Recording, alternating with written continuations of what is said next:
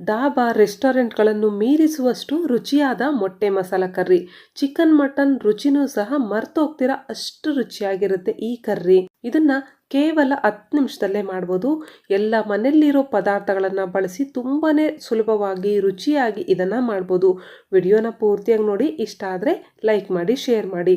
Gas ಮೇಲೆ ಒಂದು ಕಡಾಯಿ ಇಟ್ಕೊಂಡು 1 ಸ್ಪೂನ್ ಎಣ್ಣೆ ಹಾಕಿ, ಚಿಟಿಕೆಯಷ್ಟು ಖಾರದ ಪುಡಿ, ಚಿಟಿಕೆಯಷ್ಟು ಅರಿಶಿನ ಪುಡಿ, ಚಿಟಿಕೆಯಷ್ಟು ಉಪ್ಪು ಹಾಕಿ.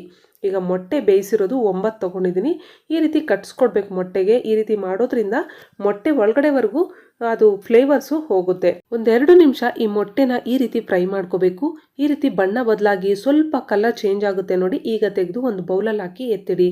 ಇದರಲ್ಲೇ ಮತ್ತೆ 2 ಟೇಬಲ್ ಸ್ಪೂನ್ ಅಷ್ಟು ಎಣ್ಣೆ ಹಾಕ್ಕೊಳ್ಳಿ. ಅರ್ಧ ಸ್ಪೂನು ಜೀರಿಗೆ, 1 ಇಂಚು ಚಕ್ಕೆ, 2 ಲವಂಗ, 1 ಪಲಾವ್ ಎಲೆ, 5 ಹಸಿಮೆಣಸಿನ್ಕಾಯಿ ಹಾಕಿ 30 ಸೆಕೆಂಡ್ ಫ್ರೈ ಮಾಡಿ.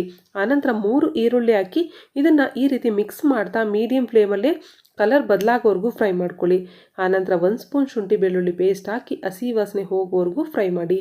ತದನಂತರ ಮಿಕ್ಸಿಯಲ್ಲಿ ಗ್ರೈಂಡ್ ಮಾಡಿರುವಂತಹ 3 ಟೊಮೆಟೊ ಪ್ಯೂರಿ ಹಾಕಿ ಈ ರೀತಿ ಮಿಕ್ಸ್ ಮಾಡ್ತಾ ಮೀಡಿಯಂ ಫ್ಲೇಮಲ್ಲೇ ಇದರಲ್ಲಿರುವಂಥ ಹಸಿ ವಾಸನೆ ಎಲ್ಲ ಹೋಗಿ ಈ ರೀತಿ ಆಯಿಲ್ ಸಪ್ರೇಟ್ ಆಗೋವರೆಗೂ ಫ್ರೈ ಮಾಡಿ. ಆನಂತರ ಅರ್ಧ ಸ್ಪೂನು ಅರಿಶಿಣದ ಪುಡಿ, 3 ಸ್ಪೂನು ಖಾರದ ಪುಡಿ.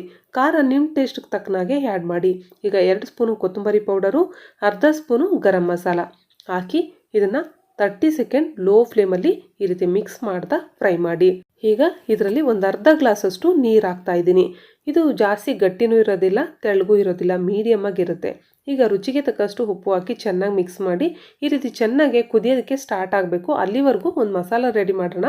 ಒಂದು ಮಿಕ್ಸಿ ಜಾರಲ್ಲಿ 10 ಗೋಡಂಬಿ, ಅರ್ಧ ಲೀಟ್ರ್ ಹಾಲಲ್ಲಿ ತೆಗೆದಿರುವಂತಹ 1 ಟೇಬಲ್ ಸ್ಪೂನ್ ಅಷ್ಟು ಕೆನೆ, ಹಾಗೆ 1/4 ಗ್ಲಾಸು ಹಾಲು ಹಾಕಿ ನುಣ್ಣಗೆ ಗ್ರೈಂಡ್ ಮಾಡ್ಕೋಬೇಕು. ಗೋಡಂಬಿನ ನೀವು ಸ್ವಲ್ಪ ನೆನೆಸ್ಬಿಟ್ಟು ಹಾಕಿದರೆ ಬೇಗ ಗ್ರೈಂಡ್ ಆಗುತ್ತೆ ನೀಟಾಗೆ. ಈ ರೀತಿ ನುಣ್ಣಗೆ ಗ್ರೈಂಡ್ ಮಾಡ್ಕೊಂಡು ಆದಮೇಲೆ ಈಗ ಈ ಕಡೆ ಗ್ರೇವಿನೂ ಸಹ ಕುದಿಯೋಕ್ಕೆ ಸ್ಟಾರ್ಟ್ ಆಗಿದೆ. ಮೊದಲು ಮೊಟ್ಟೆ ಹಾಕಿ ಚೆನ್ನಾಗಿ ಮಿಕ್ಸ್ ಮಾಡಿ. ಆನಂತರ ಮಿಕ್ಸಿಯಲ್ಲಿ ಗ್ರೈಂಡ್ ಮಾಡಿರುವಂತಹ ಮಸಾಲ ಪೇಸ್ಟ್ ಹಾಕಿ ಮಿಕ್ಸ್ ಮಾಡಿ. ಯಾವುದೇ ಗ್ರೇವಿ ಆಗಲಿ ಈ ರೀತಿ ಒಂದು ಮಸಾಲ ಪೇಸ್ಟನ್ನು ಆ್ಯಡ್ ಮಾಡಿದ್ರೆ ಒಂದು ರಿಚ್ ಟೇಸ್ಟ್ ಕೊಡುತ್ತೆ ಗ್ರೇವಿಗೆ. ಈಗ ಮುಚ್ಚಳ ಮುಚ್ಚಿ 10 ನಿಮಿಷ ಲೋ ಫ್ಲೇಮಲ್ಲಿ ಬೇಯಿಸ್ಕೋಬೇಕು. 10 ನಿಮಿಷ ಆದಮೇಲೆ ನೋಡಿ ಗ್ರೇವಿಯಿಂದ ಆಯಿಲ್ ಸಪ್ರೇಟ್ ಆಗಿ ಕರೆಕ್ಟಾಗಿ ರೆಡಿಯಾಗಿದೆ. ಎಲ್ಲ ಫ್ಲೇವರ್ಸು ಮೊಟ್ಟೆಗೆ ಹಿಡಿದು ಸೂಪರಾಗಿರುತ್ತೆ. ಈಗ ಸ್ವಲ್ಪ ಕೊತ್ತಂಬರಿ ಸೊಪ್ಪು ಹಾಕಿ ಚೆನ್ನಾಗಿ ಮಿಕ್ಸ್ ಮಾಡಿ. ಇಷ್ಟೇ ನೋಡಿ, ಮೊಟ್ಟೆ ಮಸಾಲ ಕರ್ರಿ ರೆಡಿಯಾಗಿದೆ. ಇದರಲ್ಲಿ ಡಾಬಾ ರೆಸ್ಟೋರೆಂಟ್ಗಳಲ್ಲಾದರೆ ಒಂದು ಸ್ವಲ್ಪ ಕಸೂರಿ ಮೇಥಿನೂ ಸಹ ಹಾಕ್ತಾರೆ. ನಾನು ಹಾಕ್ತಾ ಇಲ್ಲ. ನಿಮ್ಮ ಹತ್ರ ಕಸೂರಿ ಮೇಥಿ ಇದ್ದರೆ ಹಾಕಿ. ಇದ್ರ ಟೇಸ್ಟ್ನ ಮತ್ತಷ್ಟು ಜಾಸ್ತಿ ಮಾಡುತ್ತೆ ಅದು ಹಾಕೋದ್ರಿಂದ. ನೀವು ಚಪಾತಿ, ರೈಸು, ರೊಟ್ಟಿ, ಪುಲ್ಕ, ಪೂರಿ, ಬಿರಿಯಾನಿ ಯಾವುದ್ರ ಜೊತೆಗಾದರೂ ಸರ್ವ್ ಮಾಡಿ ಸೂಪರಾಗಿರುತ್ತೆ. ಒಂದ್ಸತಿ ಟೇಸ್ಟ್ ಮಾಡಿದ್ರೆ ಲೈಫಲ್ಲಿ ಮರೆಯೋಕ್ಕಾಗಲ್ಲ, ಅಷ್ಟು ರುಚಿಯಾಗಿರುತ್ತೆ.